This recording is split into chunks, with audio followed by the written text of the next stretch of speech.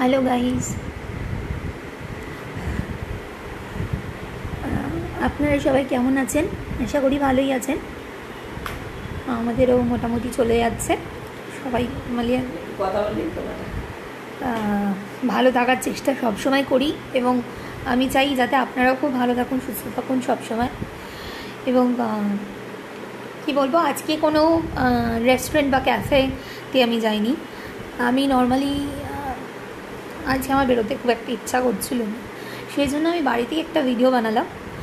তো ভাবলাম যে আমি বাড়িতে টুকটাক কী করছি না করছি সেরকম একটা কিছু ব্লগ আপনাদের সামনে নিয়ে আসি, যাতে আপনারাও একটু দেখেন যে সবসময় দেখুন, সবসময় তো আর রেস্টুরেন্ট বা ক্যাফেতে কোনো মানুষই যেতে পারে না, বা কারোর পক্ষে যাওয়াটা সম্ভব হয়ে ওঠে না সবসময়।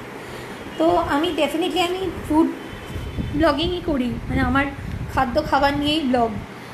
তো আজকে কোনো ফুড ব্লগ নেই, নর্মালি আমরা বাড়িতে যেরকম আমাদের ডেলিকার লাইফ সেরকমই বাড়িতেই আছি। আজকে সন্ধেবেলায় একটুখানি চা খেলাম, লিকার চা খাই আমি, বেসিক্যালি দুধ চা খাই না। তো চা খাওয়ার একটা অভ্যেস আছে, বদ অভ্যেস বলতে পারেন, ভালো অভ্যেস বলতে পারেন, কারণ চা এমন একটা জিনিস যেটা বাঙালিদের খুব প্রিয় এবং চা ছাড়া আমরা অচল। তো চাটা মাস্ট।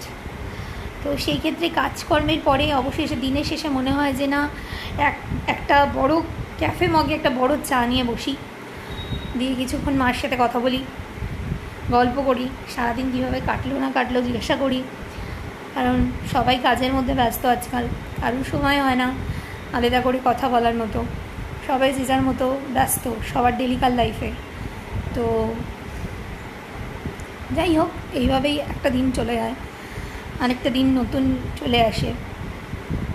নেক্সট আমরা অবশ্যই আবার একটা রেস্টুরেন্ট কভার করবো, আমরা আবার একটা ক্যাফেতে গিয়ে আপনাদের সাথে কথা বলবো, আমরা আবার কোনো নতুন খাবার নিয়ে ব্লগ করব।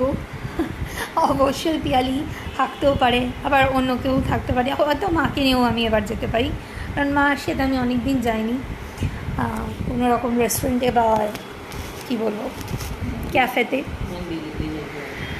অরেলস আমার খুব ইচ্ছা আছে রিসেন্টলি একটা মানে আমি একটু আশ্রম বা একটু ঠাকুরের স্থান যেতে খুব ভালোবাসি। আপনারাও যাবেন আমার সাথে।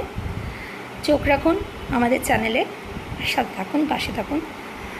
টাটা।